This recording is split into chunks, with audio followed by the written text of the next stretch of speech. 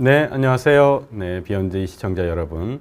오늘은 대한해기학회에서 주관하는 이제 마지막 의학 강의, 해기학과 관련된 강의가 되겠습니다. 세 번째고요.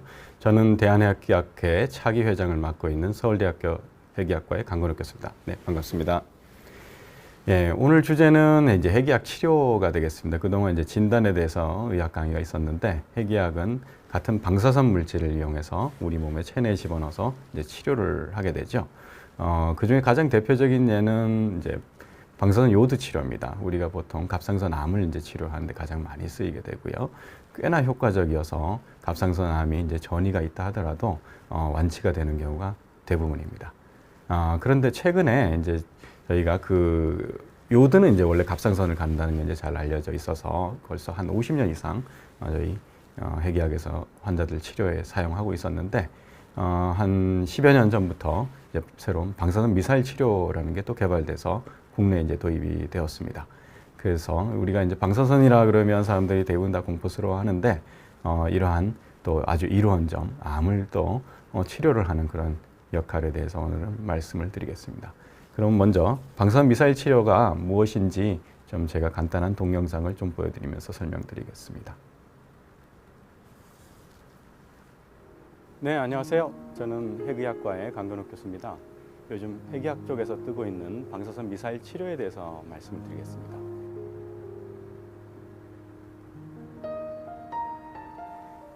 말 그대로 이제 미사일 같이 어떤 방사선 물질을 달고 암세포를 찾아가는 것입니다. 여러분들 이제 스티브 잡스를 알고 계시죠? 스티브 잡스는 췌장암이 걸렸다고 알고 있지만 실제로는 췌장에서 발현되는 좀 희귀암인 신경내부비 종양에 걸렸죠. 신경내부비 종양은 소마토스태틴 수용체라는 것이 이제 많이 발현이 됩니다. 거기에는 이제 표적을 하고 있는 물질이 이미 개발되어 있었습니다.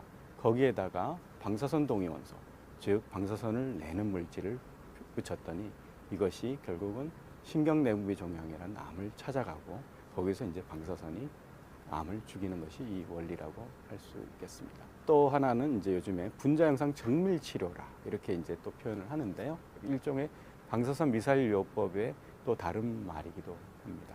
항암 치료를 한다.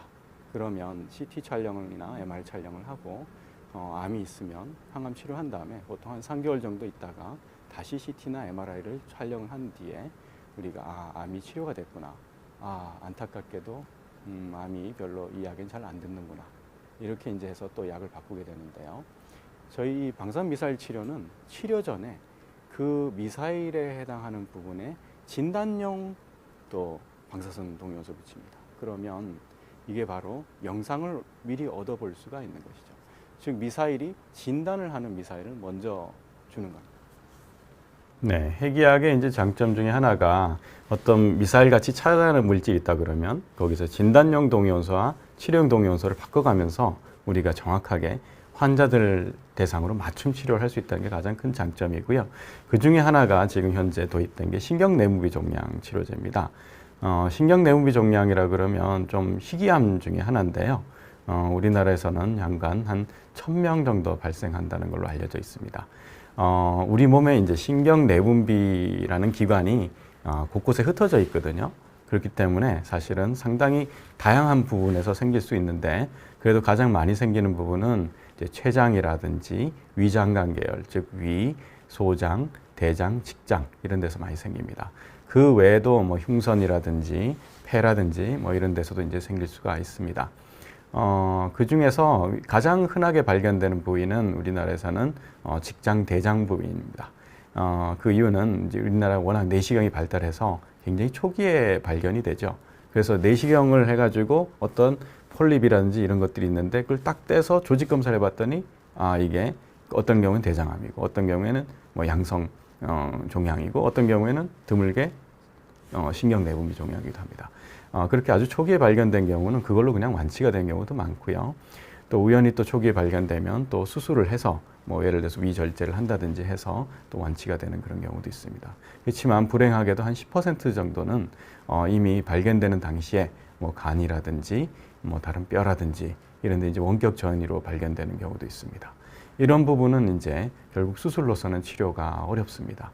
그렇다 그러면 그럼 수술로 치료가 어렵다 그러면 이거를 다른 치료 방법이 어떤 것들이 있느냐 하면 기존의 항암 치료가 천천히 자라는 신경내부종이 좀 천천히 자라거든요. 그런 경우에는 효과가 없는 경우가 많아요.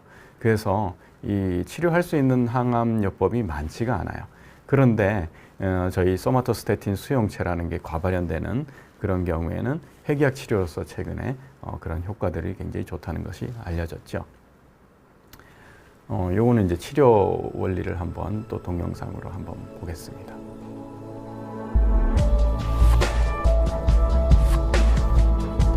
원래 옥티로타이드라는 이제 약이 개발돼 있었고요. 그 약이 이제 표적이 되는 미사일에 해당합니다.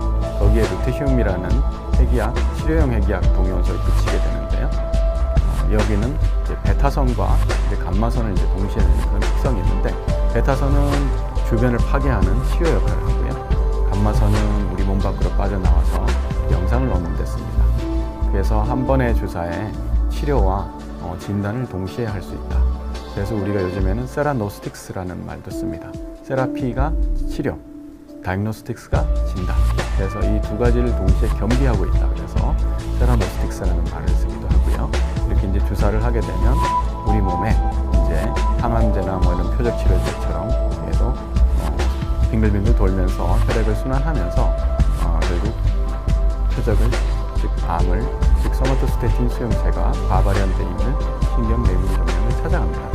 그러면 그 세포 안으로 얘는 들어가게 되죠. 들어가서 이제 세포 안에서 계속 머물면서 그 세포에 특이적으로 방사선 치료를 하게 됩니다. 그래서 정상 세포는 거의 건드리지 않고 이렇게 종양 세포만 표적으로 하게 됩니다. 그래서 저희가 이제 분자적 메커니즘에 의해서 영상을 얻고, 그리고 나서 또 동시에 표적을 이용해서 방사선 치료를 한다 그래서 합니다. 그래서 저희 감마 카메라가 있기 때문에 이 감마 카메라로 이용해서 핵의학과에서는 치료 후에 몇 시간 있다가 다시 영상을 얻어봅니다. 그러면 그 약이 얼마나 잘 갔는지, 분포했는지, 또 효과가 있는지 없는지도 이제 추적 검사를 할 수가 있죠.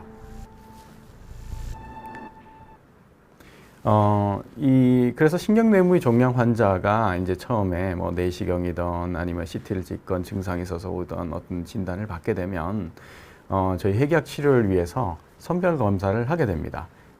PET-CT를 촬영하는데요.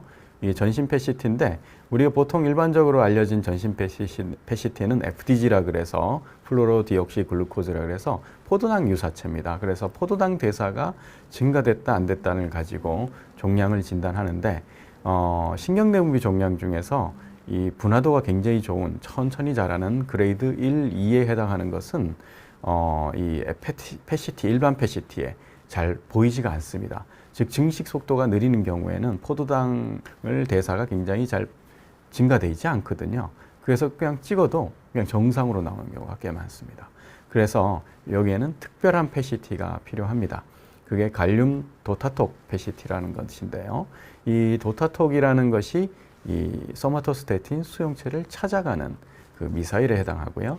갈륨이라는 것이 포지트론, 즉 양전자를 방출하는 동위원소, 즉 시그널을 내는 것이고, 이 두 가지를 결합시킴으로써 주사를 해서 PET-CT의 장비에 들어가서 촬영을 하면 소마토스태틴 수용체가 과발현된 종양이 보이는 것입니다. 그래서 모든 그 신경내부비 종양에서 또 다 보이는 건 아닙니다. 왜냐하면 신경내부비 종양은 아까 말씀드렸던 그레이드에 따라서, 즉 이게 1이냐, 2냐, 3이냐, 즉 3이라는 것은 분화도가 굉장히 나빠서 빨리 증식을 하는 거거든요. 그렇게 빨리 증식을 할 경우에는 또 소마토스태틴 수용체가 별로 증가되어 있지 않습니다. 그러니까 그런 환자들은 사실 저희 핵의학 치료가 도움이 안 되죠. 그렇기 때문에 먼저 갈륨 도타톡 PET-CT를 이용해서 선별 검사를 해야 합니다. 그래서 여기서 보면 그림 윗부분에 보면 굉장히 전신 촬영을 했을 때 여러 군데가 시커멓게 이렇게 특히 간이나 복강 내 굉장히 증가되어 있음을 보여주고요. 이 환자분은 정상 장기만 보입니다. 간, 비장, 신장, 방광. 물론 신경내부비 종양 진단을 받았기 때문에 이분이 정상이라는 게 아니라 실제로는 종양이 있지만 소마토스테틴 수용체는 발현되어 있지 않다는 것이죠. 그러니까 이런 환자들은 저희 핵약 치료에 적합하지 않고 다 기존의 항암 치료를 하게 됩니다. 그러면 이렇게 이제 발현이 많이 됐다 그러면 이번에는 그 도타톡에 그 갈림을 붙였을 때는 진단이지만 약간 도타톡에 변형된 물질인 도타테이트에다가 루테슘을 붙이면 이번에는 치료제가 되는 것입니다. 그래서 이 치료제를 이용해서 치료를 하고 나서 또 몇 시간 있다가 또 스캔을 이용해서 또 촬영을 해보면 치료제가 잘 분포하고 있고 치료가 잘 되고 있다는 것을 알 수 있게 됩니다.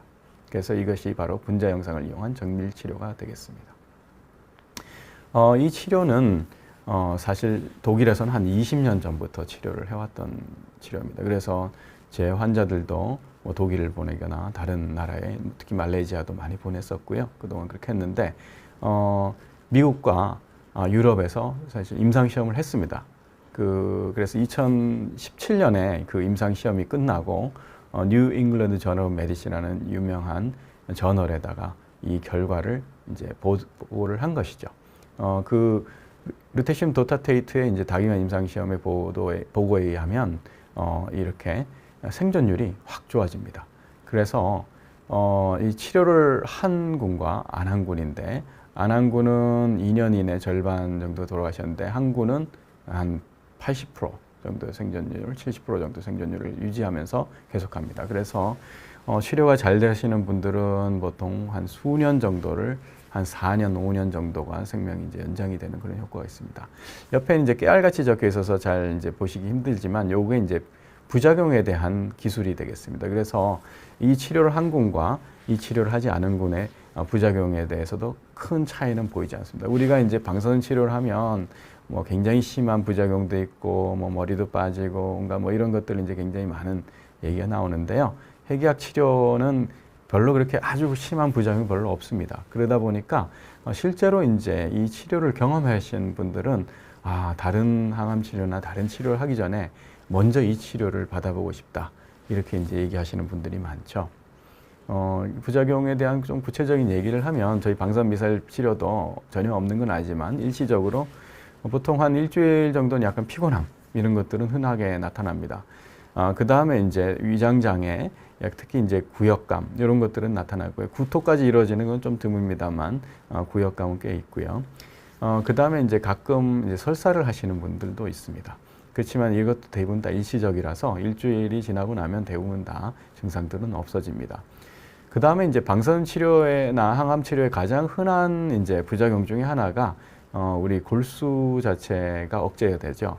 우리 몸에는 이제 척추나 이런 골반 이런 뼈 안에 이제 골수가 있어서 그 골수 자체가 백혈구도 만들고 적혈구도 만들고 혈소판도 만들고 우리 몸에 이제 혈액내를 이제 돌고 있는 그런 기능을 하고 있는데요. 이제 이 방사능도 그렇고 항암 치료도 그렇고 빨리 분열하는 이제 세포일수록 영향을 많이 받거든요. 그러다 보니까 방사능 미사일 치료도 그쪽이 표적은 아닙니다만 우리 혈액 내에 방사능이 일시적으로 한 수시간 떠다니면서부터 영향을 어느 정도 받습니다. 그래서 모든 환자는 아니지만 특히 과거에 이제 항암 치료를 받았거나 또는 여러 번 방사선 치료를 받았던 환자들은 일시적으로 보통 한 2주에서 한 4주 정도 지났을 때 백혈구가 떨어지거나 또 혈소칸이 감소하는 그런 경우가 있습니다. 근데 이런 것들 보통 증상으로 나타나지는 않고요.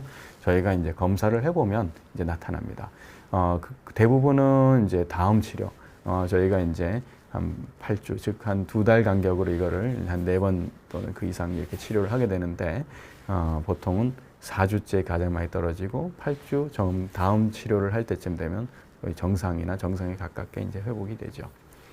그 다음에 이제 또 이슈가 됐던 부작용 중에 하나는 우리가 주사한 거의 대부분은 신장으로 해가지고 소변으로 배설이 됩니다. 그러다 보니까 상대적으로 신장에 방사능이 많이 전달이 돼서 신장 기능이 떨어진다라는 보고가 옛날에 있었습니다. 근데 그것은 이제 이 방사능 미사일 치료의 개발 초기에는 루테슘 말고 이트륨이라는 방사선 동위원소를 이용해서 치료를 했었거든요. 이 이트륨의 특성은 어떠냐면 같은 베타선을 이용해서 치료를 하지만 에너지가 굉장히 세서 한 1cm 정도까지도 주변에 방사능에 이제 영향을 줍니다. 그러다 보니까 이제 신장에 배설이 되는 동안에 그 정상 장기에도 영향이 좀 꽤 있어서 보통 한 10% 정도는 신장 기능이 떨어진다. 이런 이제 보도들도 있었죠. 그런데 이 루테슘으로 이제 바꾸게 되면서 루테슘은 주변에 한 2, 3mm 정도밖에 영향을 안 주거든요. 그래서 상대적으로 신장 기능이 떨어지는 비율은 상당히 적다. 지금은 보통 5% 미만으로 되어 있습니다. 그렇다 하더라도 신장 기능이 망가져가지고 이렇게 신장 투석을 해야 된다든지 혈액 투석을 해야 되는지 이런 일은 없습니다. 그러니까 정상적인 기능이 약간 검사를 해보면 여러 번 치료를 하다 보면 떨어진다. 그래서 이거 자체가 방사능 미사일 치료를 받지 못하는 그런 경우는 거의 없습니다. 예, 방금 질문이 하나 들어왔는데 방사능 치료 때 환우의 고통스러운 전화 치료 효과들은 개인마다 다른가요? 예, 맞습니다. 대부분 사람들은 뭐 괜찮아요. 뭐 괜찮은데 뭐 이런 치료 받았는지도 모르겠네. 이렇게 얘기하시는 분들도 계시고요. 어떤 분들은 예, 아주 속이 안 좋아서 너무 힘들었어요. 구역질이 많이 났어요. 이렇게 얘기하시는 분도 있고, 이제 머리카락 같은 경우도 이제 완전히 빠지는 경우는 없지만, 머리카락이 일시적으로 좀 머리 감다 보니까 많이 빠졌어요. 근데 겉보기에는 괜찮습니다. 그렇고, 예. 그래서, 지금 개인마다 차이가 굉장히 크다. 이렇게 얘기를 드릴 수가 있습니다. 네, 그 다음에 이제 제가 해외에다 환자분들을 굉장히 많이 보내드렸다고 했는데 그 이유는 이제 2019년 이전에는 국내에 이게 도입이 되지 않았거든요. 그러니까 미국에서는 이미 임상 시험이 다 끝나서 출시가 됐고요. 그 다음에 유럽도 출시가 됐고 독일 같은 경우는 20년 전부터 임상 시험 이전부터 이제 치료를 해왔었더나 우리나라는 이제 노바티스가 이제 상대적으로 노바티스가 이제 이 회사를 사서 이제 미국에서 이제 루타세라라는 이름으로 이제 팔고 있는 그런 약이었는데 국내에는 도입이 상당히 늦게까지 잘 안 됐었습니다. 그래서 할 수 없이 제가 해외로 환자분들을 보내드려서 치료를 할 수밖에 없었어요. 그래서 이제 이거 중앙일보에서 저희 여기 계신 분이 이제 황원재님이라고 저희 신경내부비 종양 환우회를 만드셔서 지금 회장을 하고 계시거든요. 예, 본인이 이제 이렇게 해외까지 가서 원정 치료를 하는 그 어려움을 이제 호소하려고 이제 중앙일보 기자님하고 이제 인터뷰를 해가지고 이렇게 말레이시아 가서 이제 치료를 받는 그런 모습이 되겠습니다.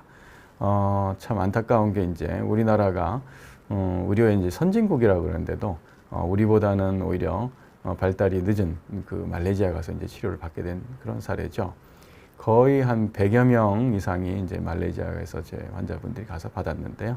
그 이유 중에 하나는 이제 사실 말레이시아하고 독일이나 이런 나라들은 이 핵의학 치료에 대해서 어떤 식약처의 승인이 없어도 치료를 할 수 있는 그런 나라입니다.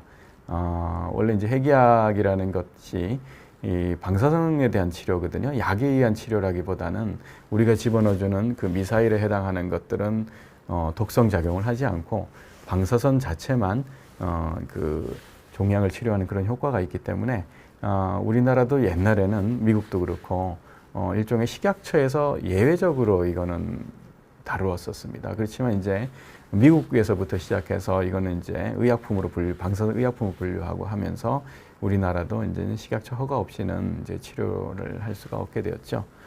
그래서 국내 허가가 없다 보니까 이렇게 치료를 하게 되었고요. 그래서 이제 이 문제를 해결하고자 저랑 이제 환우회 환자분하고 또 기자분 이동훈 기자님이라고 당시에 이제 시선뉴스에 이제 기자분도 있었고 그래서 이거를 언론에서 이제 또 이렇게 대서특필도 하고 그리고 이제 해결해보고자 이제 국회를 찾아갔습니다. 그래서 양승조 지금 현재 충남도지사신데요. 당시에는 국회의원이셨고 보건복지위원회 또 위원장이셨습니다. 그래서 이렇게 이제 기자분하고 또 제 옆에 환자분하고 같이 가서 이 문제에 대해서 상의를 했더니 식약처에도 연락을 하시고 또 보건복지부에도 연락을 하시고 그래서 이 문제를 이제 해결할 수 있는 길을 이제 찾았죠. 그래서 여기 보면 오른쪽 양승조 도지사 옆에 계신 분은 이제 보건복지부의 보건의료기술과장 당시에 김국일 과장님이신데 이런 희귀병을 위한 임상 시험에 대해서 이제 소개를 해주시고 그 임상 시험을 지원해 주셨습니다. 그래서 이제 지금은 현재 국산으로도 이것이 지금 개발 중에 있습니다. 그래서 개발이 돼서 임상 시험 중에 있죠. 또 이제 그러다 보니까 국내에서는 이게 도입이 안 돼서 노바티스가 가지고 들어오지 않은 상태에서는 그럼 어떻게 치료할 수 있느냐 알아봤더니 한국희귀필수의약품 센터를 통해서 또 개인이 구입을 할 수가 있는 그런 방법이 있었습니다. 그래서 이 루타세라가 정식으로 국내 식약처 허가를 받기 전에는 이 한국희귀필수의약품 센터에 지금 김나정 원장님 계신데 이 원장님께서 굉장히 많이 도와주시고 지원을 해주셔서 이 노바티스로부터 이제 이 식약처 허가 없이도 구입을 해서 또 한동안 저희가 치료를 했습니다. 그래서 더 이상 해외에 이제 환자분들을 보내지 않고 국내에서도 이제 치료를 하기 시작을 했죠. 그게 이제 2019년부터 이제 저희가 그렇게 치료를 하기 시작을 했고요. 그럼에도 불구하고 이제 정식으로 이제 도입이 되지 않으면 뭐 보험급여라든지 이런 것들이 안 되기 때문에 환자의 비용 부담이 굉장히 컸었습니다. 이게 한 번 치료할 때마다 한 2천만 원이 넘게 되고 그걸 4번 치료를 해야 되니까 거의 4번 치료하면 거의 1억 정도가 드는 비용을 개인이 이제 부담을 했어야 했거든요. 이제 아까 방금 그 환우회 회장, 황원재 회장님들과 이제 환우들이 그래서 이제 나섰죠. 발벗고 나서가지고 이 해외 원정 치료와 고액의 약값으로 이제 고통을 받고 있는 이런 희귀병 환자들에 대한 치료제 루타세라를 식약처에서 좀 신속하게 허가를 해달라. 그래서 뭐 식약처 앞에서도 이렇게 이제 시위를 하고 그렇게 했었습니다. 그리고 이런 것들은 또 언론에 또 대서특필이 돼서 또 많은 사회적으로 알려지게 되었죠. 그러다 보니까 이제 식약처에서 이제 신속 심사를 해주기 시작했습니다. 또 하나 또 그러면서 이제 노바티스도 직접 사실은 환우에서도 연락하고 저도 연락을 해서 우리나라 환우들이 이렇게 해외에선 치료를 받고 있는데 국내에서는 정식으로 도입되지 않았기 때문에 고통을 받고 있다는 걸 얘기했더니 노바티스에서 직접 이제 사실 국내 노바티스도 있지만 해외 이 담당하시는 분들이 한국을 직접 방문을 해서 환자들하고 소통도 하고 그렇게 하면서 국내 공급을 하겠다 그렇게 얘기를 했죠. 그렇게 하면서 이제 본인들이 식약처에 이 허가 절차를 접수를 했고요. 그러니까 식약처에서도 그걸 받아서 신속하게 이제 심사를 해주시고 그래서 고가의 방사제약품 루타세라가 2020년 7월에 이제 허가가 됩니다. 허가가 되고 난 다음부터는 또 그 다음에 이 보험급여 건강보험 심사평가원에서도 이거를 환자들이 부담하다는 것을 또 환우의 단체들이 가서 얘기를 하니까 또 도와주기 위해서 이제 지금은 이 급여까지도 됩니다. 그래서 물론 이제 모든 환자가 보험급여가 되지 않지만 국내에서 이제 보험급여가 기존에 되었던 소마툴린이라는 약이 있고 아피니토라는 약이 있고 수텐이라는 약이 있는데 그런 기존에 있는 약들에게 이제 실패를 했을 경우에는 이 루타세라가 지금 이제 보험이 됩니다. 보험이 되면 한 2,300만 원 정도 하는 약값에 한 5% 정도만 환자분이 부담을 하시면 되기 때문에 상당히 지금은 큰 혜택을 이제 받게 되었죠. 질문 중에 하나가 식약처 허가를 그동안 안 해줬던 이유가 뭐였을까요? 예, 이게 이제 우리나라 자체 임상시험은 없었고요.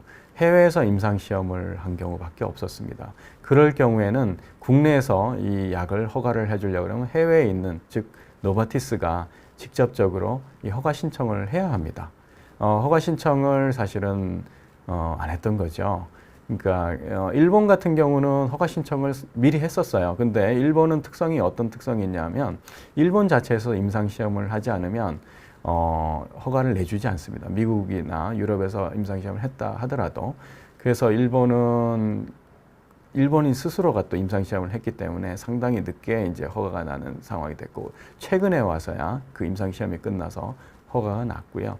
우리나라는 그렇지 않습니다. 오히려 일본보다는 좀 수월한 게, 외국에서도 임상시험을 했다 하더라도 거기에 아시아 환자들이 포함되어 있다 그러면 우리나라에서 임상시험을 한 것으로 또 가름을 해줍니다. 그래서 노바티스는 저희가 이제 적극적으로 노바티스에게 환우회하고 알려줘서 이렇게 서류만, 기존에 임상시험했던 서류하고 데이터만 제출을 하면 우리나라 식약처가 그 허가 절차를 밟아준다고 이제 알려지고, 그렇게 됨으로써 이제 허가가 난 셈이 된 겁니다. 자, 이제 제 환자분들 사례들을 좀 이제 보여드릴게요. 이 환자분은 이제 44세 젊은 남자분이셨고요. 꽤 오래 전에 그 신경 내부비 종양을 진단 받으셔가지고 이 췌장 쪽에 발생한 건데 이제 췌장은 수술을 하셨어요. 그리고 났는데 그 뒤에 이제 이렇게 간 전이가 여러 군데 다발성으로 생긴 겁니다. 근데 이분은 이제 신경 내부비 종양의 특성 중에 하나가 한 10% 정도의 이제 환자분한테서는 이 호르몬이 굉장히 과다 분비되기 때문에 그 호르몬 증상이 생긴다는 것이죠.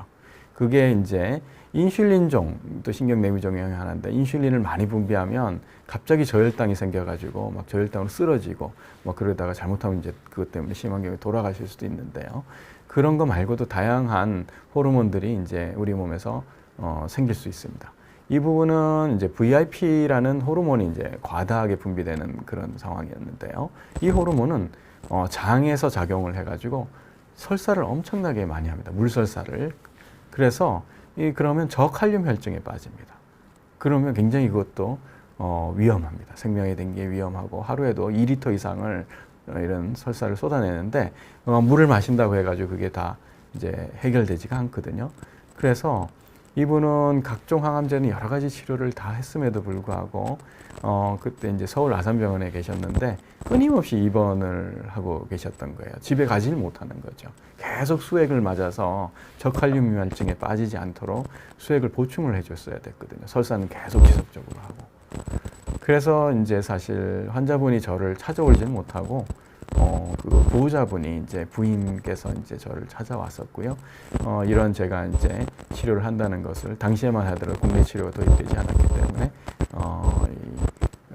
사정을 말씀드리고 이게 치료를 꼭 받아야 되겠구나 그렇게 생각했고요. 그런데 참 어려운 것 중에 하나가 계속 이제 설사를 하시니까 이게 이제 말레이시아를 가서 치료를 해야 되는 5시간 여행을 하셔야 되거든요. 이 여행을 하면서 수액을 달고 가야 되나. 그래서 이제 저희가 여러 가지 이제 대한항공에 이렇게 얘기를 해서 수액을 달면서 그러면서 이제 비즈니스 클래스에서 이제 갔다 오시고 그렇게 반복적으로 치료를 하셨습니다. 그래서 2달 간격으로 이제 3번을 치료를 하시게 된 겁니다. 그래서 이게 이제 치료 전 이제 사진이 되겠고요. 저희가 갈륨 도타톡을 이용해서 전신 촬영을 했더니 이렇게 간에 굉장히 다발성으로 이제 전이가 돼 있음을 알 수가 있고요. 그 다음에 치료를 말레이시아에서 해서 치료를 해서 영상을 그쪽에서 또 보내왔고요. 간에 굉장히 잘 섭취가 됐다는 것을 저희가 확인을 했고요. 그 다음에 이제 또 2번째 치료, 3번째 치료 하면서 이제 저희가 영상을 계속 한국에서 추적 검사를 해봤습니다. 실제로 영상을 보면 없어지지는 않았어요. 그러니까 이렇게 줄어듭니다. 줄어드는데 굉장히 극적인 효과는 3번 치료하자마자 설사가 멈춰버렸습니다. 그래서 이분이 이제 퇴원을 하시게 될 수 있었던 거죠. 수년간 입원하시고 있다가 이제 퇴원을 하시면서 저한테 외래로 부인하고 같이 찾아왔습니다. 그러면서 저한테 이제 감사 인사를 했을 때 저 역시 엄청나게 이제 감격스러웠죠.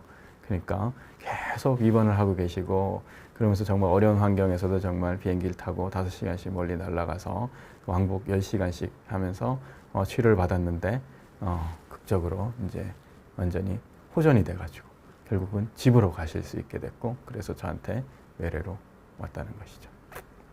잠깐만요. 잡음이 있나요? 네. 잠깐 어떻게 마이크 바꾸는 게 좋을까요? 예.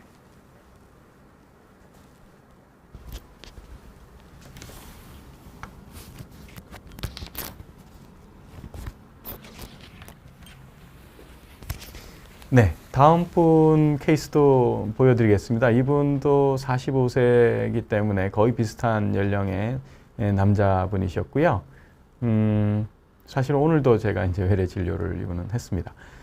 이분도 이제 간 전이가 굉장히 심하셔서요. 보면 이제 이 영상 2017년도 이제 사진을 보게 되면 이게 하얗게 보이는 게 이게 간에 이제 거의 전신에 전이가 대부분의 간에 전이가 되어 있음을 알 수가 있습니다. 그럼에도 불구하고 실제로 신경 내부비 종양은 이제 간암하고 달리 간암은 이렇게 전이가 굉장히 심하면 복수도 많이 차고 간 기능도 떨어져서 보통 이제 대부분 이제 간 경변이 같이 동반돼 있기 때문에 굉장히 이제 일반적인 컨디션 자체도 굉장히 안 좋고 그런데 겉으로 보기에는 굉장히 멀쩡해 보이세요. 젊고 건강해 보이시고 단 이제 배가 이렇게 간이 부어 있기 때문에 좀 배가 나온 느낌이다, 좀 불편하다, 뭐 이런 정도죠. 그래서 이분도 역시 이제 루타세라, 루테슘 도타테이트 치료를 했어요. 했더니 이렇게 치료를 4번 하고 났더니 줄어듭니다.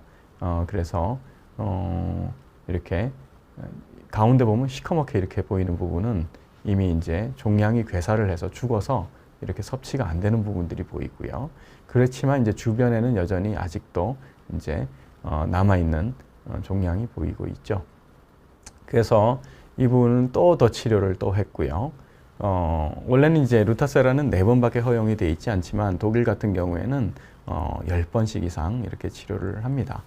그래서 말레이시아 가서 또 더 치료를 했고 그 다음에는 알파 핵종이라 그래서 가장 최근에 우리 핵의학에서는 이제 주로 베타 치료를 그동안 많이 해왔었는데 최근에는 이제 알파 핵종이라는 더 강력한 또 무기가 생겼습니다. 베타선이라는 것은 전자선입니다. 전자. 우리가 이제 집어넣어 주 있는 방사선 동위 원소에서 주변으로 이제 전자가 방출이 되고요. 그 전자가 주변에 이제 그 산소 라디칼을 만들어내고 산소 라디칼이 이제 DNA를 파괴하면서 이제 암이 죽는 그런 원리가 되는데 이제 알파 핵종은 헬륨의 원자 핵에 해당합니다. 전자에 비하면 엄청난 커다란 덩어리죠. 그래서 이 입자가 주변에 있는 DNA를 직접적으로 깰 수 있기 때문에 치료 효과, 즉 종양의 살상 효과는 훨씬 큽니다. 그 대신 그동안 이제 이거를 많이 쓰여 있지 않았던 이유 중에 하나는 정상 조직에 가면 또 정상 조직 역시 그렇게 파괴가 될 수 있다. 이렇게 이제 저희가 생각을 해서 별로 사용을 못한다. 이렇게 했었는데 독일에서 이제 상당히 용감하게 이걸 환자들한테 써봤던 거죠. 그랬더니 이 표적이 워낙 잘 되는 이런 소마토스타틴 수용제 표적이 잘 돼서 정상 조직엔 거의 가지 않는 경우에는 생각보다 부작용은 거의 없다라는 게 이제 알려지면서 이것들도 이제 최근에 적극적으로 쓰고 있습니다. 그렇지만 아직은 이건 정식적으로 임상시험이 된 게 아니기 때문에 여전히 이제 루타세라는 도입됐지만 얘는 도입되지 않아서 이분은 또 독일에 가서서 치료를 하셨습니다. 그랬더니 이제 조직이 더 이제 활성화된 것들이 거의 사라지다시피 했죠. 그래서 이분은 지금도 이제 큰 문제 없이 계속 재외를 다니고 있으면서 가끔 이따금씩 독일에 가서서 이 알파 치료를 또 계속 하고 있습니다. 그 다음에 이제 이 방사능 의약품이 좀 잘못 주사가 되면 어떻게 되나? 그럼 부작용은 안 생기나? 그러니까 그 중에 이제 하나가 이제 저희가 주사를 하다 보면 혈관이 완전히 튼튼하신 분도 있지만 혈관이 또 약하신 분도 많아요. 특히 항암 치료 많이 하신 분 혈관이 약하고 그러다 보면 주사를 하다가 혈관이 이제 터지는 수도 있죠. 그럼 옆으로 이제 셉니다. 어떤 경우에는 이제 항암 치료 약 중에서는 굉장히 독성이 강한 경우는 그 주변에 이제 새게 되면 그 피부라든지 그쪽에 있는 이런 조직들이 이제 괴사를 하는 경우도 있어요. 그래서 저희 방사능도 혹시나 셌을 때 그렇게 많이 가면 혹시나 피부 조직이나 이런 부분에 방사능이 많이 노출돼서 괴사하는 거 아니냐 그런 걱정도 있었는데 저희 경험에 의하면 그렇지는 않습니다. 실제로 흔하진 않지만 한 예가 있었고요.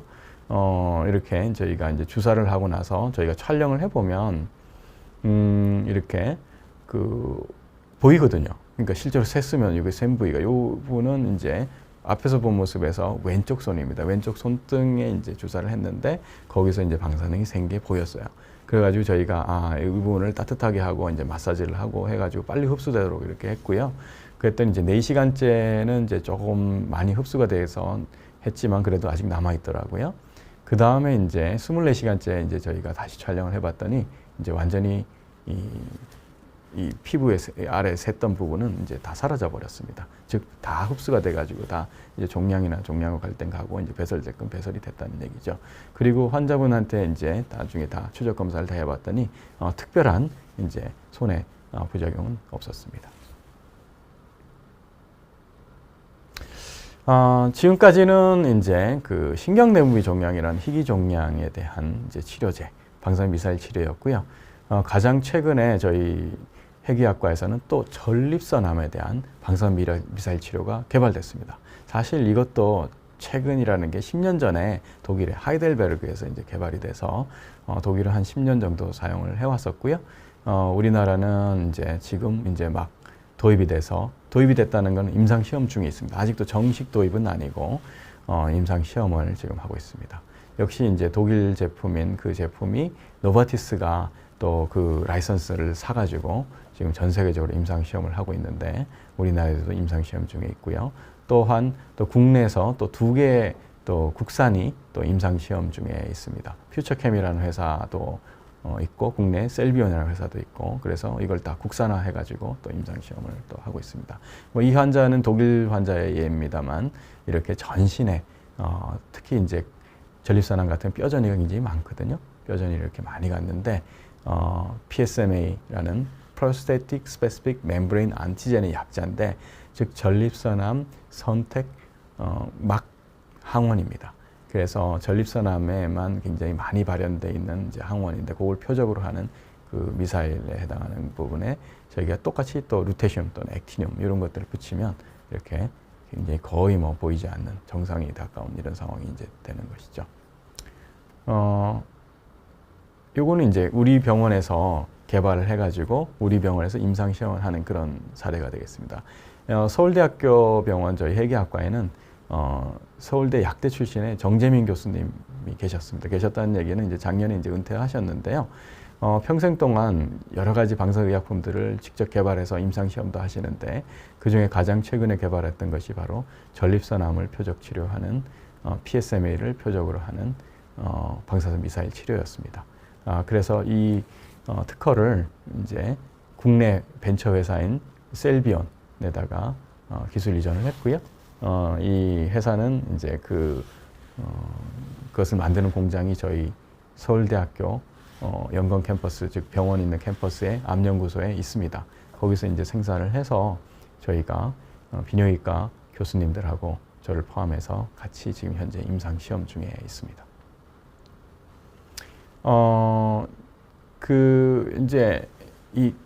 그러면 이게 이제 임상 시험 중에 있는 약을 임상 시험에 포함되지 않는 환자들은 어떻게 혜택을 못 받는가라는 것이 이슈가 될 수 있는데요. 왜냐하면 임상 시험이라는 것은 아주 특정한 자격 요건이 되어야 됩니다. 왜냐하면 너무 이제 기존에 예를 들어서 다른 여러 가지 방사선 치료라든지 특히 이런 방사선 미사일 치료를 이미 외국에서 받았던 분들은 이 임상 시험에 들어올 수가 없습니다. 왜냐하면 그 부작용이 겹칠 수가 있기 때문에 그렇죠. 임상 시험의 목적은 임상 시험하는 약에 대한 효과와 효능과 부작용을 명확하게 밝혀내서 그것을 나중에 허가를 할 때 허가를 내줄 수 있을까? 즉 부작용에 비해서 효과가 있나 없냐를 이제 보는 건데 이미 기존의 방사선 미사일 치료를 받았던 분들도 꽤 있거든요. 이런 분들은 지금 당장 임상 시험에 못 들으니까 발을 동동 구르고 해외에 나가야 된다. 뭐 이런 상황이잖아요. 그렇지만 이 우리나라에 어떤 제도가 도입이 됐냐면 임상 시험 중에 있는 약에 대해서는 치료 목적으로 사용을 할 수 있다. 단 식약처에서 허가를 받아서. 즉 임상 시험엔 들어올 수는 없지만 다른 치료 방법이 전혀 없다. 그렇다 그러면 동정적 목적으로, 즉 윤리적 목적으로 이 환자분들은 이 기회를 주자. 그래서 치료 목적 사용이라는 그런 제도가 생겼습니다. 그리고 나서 또 하나는 뭐냐면 국내에 그럼 임상시험 중에 있는 약들은 되지만 최근에 와서 외국에서 임상시험을 하고 있지만 우리나라는 임상시험을 하지 않는 그런 약도 있죠. 그 이유는 뭐냐면 외국 회사들은 미국에서 임상시험하고 유럽에서 임상시험을 하는 것이 시장성이 크기 때문에 국내에서 임상시험을 하는 걸 꼭 포함을 하지 않습니다. 우리나라 시장은 그렇게 크지 않으니까요. 그럴 경우에는 이 약에 대한 접근권이 전혀 없었는데 최근에 이제 작년인가요? 인재근 의원님이 이런 것들도 이 환자들에 대한 권익을 보호하기 위해서 해야 된다. 이렇게 이제 약사법 개정을 발의를 했어요. 근데 선제적으로 식약처에서 그러면 일시적으로 이런 것들도 법이 개정되기 전이라도 도입을 하겠다 그래서 지금은 이제 해외에서도 임상 시험 중인 의약품은 국내에서도 치료 목적으로 사용할 수가 있습니다. 그의 하나의 이제 혜택으로 지금 우리 병원에서 이미 사용하고 있는데요. 아까 PSMA라는 치료제는 전립선암에만 그러니까 허가가 아니라 임상 시험 중에 있는 약입니다. 그리고 우리나라 국산도 있고요. 그런데 해외 보고에 따르면 이게 전립선암에서만 발현되는 게 아니라 선양남포암이라는 또 희귀암이 있는데요. 이 희귀암에서도 굉장히 발현이 많이 되는 것으로 알려져 있죠. 그런데 이건 희귀암이다 보니까 외국에서도 임상시험을 하지 않습니다. 전립선암은 시장성이 크기 때문에 임상시험을 하고 있고 선양낭포암을 대상으로는 임상시험 자체가 시작되지도 않았습니다. 그렇지만 우리 입장에서는 우리나라에서 선양남포암 환자가 꽤 있고요. 이 환자분들이 이 소식을 알게 됐습니다. 그래서 이제 저를 찾아와서 이 약을 어떻게든 써볼 수 있는 방법이 없을까 이런 거를 고민을 했었고요. 그러다 보니까 이제 저희가 이 전립선암이 아닌 다른 환자들한테는 지금의 식이료 목적 사용 승인이라는 제도를 이용해서 치료를 해볼 수 있겠다. 시도는 해볼 수 있겠다. 이렇게 돼서 식약처에 저희가 허가를 받았습니다. 그래서 이 케이스는 치료 목적 사용 승인을 허가를 받아서 했던 첫 저희 병원 환자고요. 그래서 이렇게 굉장히 많이 전이가 돼 있는 환자한테 저희가 치료를 했고, 이분은 이제 증상은 좋아졌습니다. 근데 문제는 이제 워낙 이제 병이 진행이 많이 돼가지고 나중에 이제 폐렴이 돼서 이제 다른 이제 부작용으로 그러니까 이 약에 대한 부작용이 아니라 다른 원인으로 이제 돌아가시긴 했습니다만, 그래서 지금은 이제 선양남포암 환자분들은 또 이 제도를 이용해서 이분뿐만 아니라 다른 분들도 지금 이제 치료를 받고 있는 그런 상황이 되겠습니다.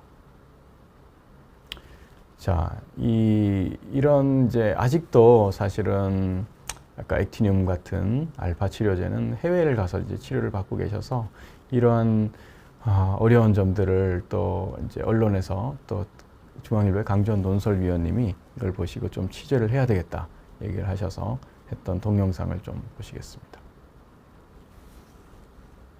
희망사항이 하나 있어요. 제 아들이 이제 4살인데 제 아들이 고등학교 졸업하는 거를 꼭 보고 싶습니다. 사실 그게 가장 제가 원하는 희망이고 제가 그때까지 살 수 있을지 모르겠어요. 신경내분비 종양은 비교적 젊은 나이에 많이 걸립니다. 뭐 예를 들어서 제 환자 중에서는 뭐 고등학생도 있었고 또 뭐 30대, 40대, 50대에 걸쳐서 굉장히 많이 있기 때문에 이분들이 굉장히 사회적으로도 활동이 많이 하시고 특히 어린 자녀가 있는 경우도 많습니다. 그러니까 사실 굉장히 안타깝죠. 물론 이제 다른 암에 비해서 신경내분비 종양이 좀 천천히 자라긴 하지만 결국은 뭐 1, 2년 지나고 나면 온몸에 다 번지게 되거든요.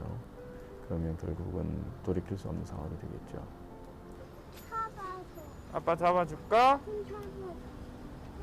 처음 진단받았을 때 사실 제가 이렇게 아파가지고 완치도 어렵다고 하는데 그래서 치료를 하기보다는 차라리 아예 그냥 죽을까 그냥 이대로 죽을까 그게 더 편하지 않을까 이런 생각으로 자살을 시도했었던 적도 있었습니다. 그래서 가족들을 보면서 되게 미안해지더라고요.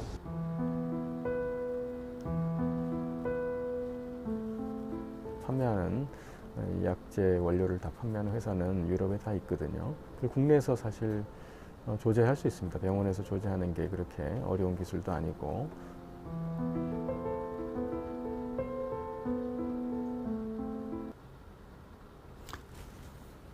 네, 우리나라는 이제 그 핵의학에 대해서는 상당히 강국입니다. 이제 선진국이죠. 그러니까 1960년부터 지금까지 하면서 새로운 여러 가지 진단제, 치료제들을 많이 이제 도입하고 자체적으로도 개발하고 그렇게 했었습니다. 그렇지만 이제 제도적으로 이제 외국하고 달라서 이 한계가 있습니다. 예를 들어서 이제 독일 같은 데는 어떻게 돼 있냐면 이 병원에서 이 의사가 특히 이제 교수나 이런 전문가가 새로운 치료가 개발이 되면 그게 식약처의 허가 없이 소수의 환자들, 특히 희귀한 의학 환자들을 대상으로는 치료를 시도해 볼 수 있습니다. 연구용으로 먼저 시도를 하고 그것이 이제 충분히 자기 내부에서 그 병원에서 이제 검증이 됐다고 생각하면 환자들한테 심지어 돈을 받고도 치료하고 그러다 보니까 이제 저희 우리나라에서도 이제 환자를 보내서 치료를 받고 그렇게 하고 있죠. 그 이유 중에 하나가 핵의학의 특성인데요. 진단용 의약품을 먼저 넣어보잖아요. 그럼 넣어보면 어디 분포하는 게 다 보여요. 그렇기 때문에 특히 이제 다른 정상 장기에 많이 가지 않다는 걸 우리가 확인을 해서 특히 종양이 많이 가면 거기다 방사선을 전달할 수 있다. 이걸 알 수 있기 때문이죠.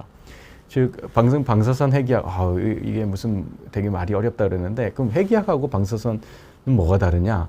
핵의학 자체가 원래 방사선을 내는 치료인데요. 핵의학 치료는 우리 몸에 방사선을 넣어버립니다. 주사를 하거나 먹거나 이렇게 하고요. 일반적으로 알려져 있는 방사선 치료라는 건 기계에서 바깥에서 안으로 쏩니다. 안으로 쏜다는 얘기는 뭐냐면 눈에 보여야지 치료를 할 수 있다는 거죠. 그거는 어떤 국소적으로 치료를 하는 겁니다. 저희 핵의학은 주사를 해버리기 때문에 항암 치료 때문에 전신에다가 치료를 하기 때문에 전신에 퍼져 있는 종양을 치료한다는 그게 이제 전혀 다른 것이고요. 그 대신 전신에 어디 퍼져서 어디에 이 약이 간다는 것을 영상으로 얻을 수 있다는 게 가장 큰 장점이죠. 그래서 이제 이 독일의 사례를 우리나라에서 좀 도입을 해볼 수 있지 않을까 이런 고민들을 굉장히 많이 했습니다. 그래서 이제 사실은 그 한국필수의약품센터에 김나정 원장님 원래 식약처 또 출신이시기도 하고 식약처 잘 아시기 때문에 독일에 이제 가서 봤는데 독일에서는 이제 식약처 허가 없이 이제 병원에서 그냥 쓰고 있는 거예요. 그리고 그것을 또 식약처가 내버려두고 인정하고 있고요. 그러다 보니까 이제 우리나라에 참 도입하기 어렵겠다라는 게 결론이었습니다. 그래서 정말 지금 루테슘까지는 저희가 도입이 됐지만 앞으로 이제 핵의학에서 가장 치료가 크다는 알파 핵종은 아직도 도입이 안 돼서 제가 계속 외국으로 환자를 보내고 있는데 그걸 어떻게 하면 국내 도입을 할 수 있을까 이렇게 이제 식약처하고 좀 논의를 해봤는데 두 가지 정도 안이 있더라고요. 이제 첫 번째 안은 임상 시험을 저희가 하는 겁니다. 임상 시험은 이제 제일 좋은 건 돈이 많이 들어가요. 뭐 수천억 정도 든다고 보시면 되죠. 그러니까 노바티스 같은 그런 대형 회사들은 하긴데 작은 회사들은 좀 하기 어렵죠. 그러다가 더군다나 우리나라 같은 경우에는 시장성도 저작기 때문에 별로 관심 있는 환자가 많지는 않습니다. 그래서 그 연구자주도 임상 시험을 하면서 이제 치료 목적 사용 승인을 받아서 하는 그런 하나의 방법이 있고, 그러려면 이제 연구비를 마련을 해야 됩니다. 네. 그러니까 정부 연구비를 마련하든 뭐 어떤 분들이 도네이션을 해서 연구비를 하든 이런 게 이제 한 가지가 필요할 것 같고, 두 번째 방법은 좀 획기적인 방법인데 독일처럼 하는 제도를 일부에서 좀 규제 샌드박스라 해서 요즘에는 새로운 제도를 많이 생겼을 때 적용을 해보겠다는 거예요. 그래서 GMP라 그래서 저희 병원 같은 경우도 다 이 제약회사 정도 시설을 다 갖추고 있거든요. 핵의학 쪽에서는. 그러니까 그런 것들이 인증돼 있는 대형 병원 중심으로 직접 독일처럼 조제해서 치료를 할 수 있는 것을 일시적으로 보통 뭐 이런 경우 한 3년 또는 5년 이렇게 해보고 그게 문제가 된다 그러면 중단을 하는 것이고 문제가 안 된다 그러면 그 부분만큼은 계속 허용하는 것이죠. 예, 이런 두 가지 제도 중에 하나가 도입이 돼서 정말 환자들한테 혜택을 받았으면 좋겠습니다. 네, 이것으로 오늘 의학 강의는 마치겠습니다. 네, 감사합니다.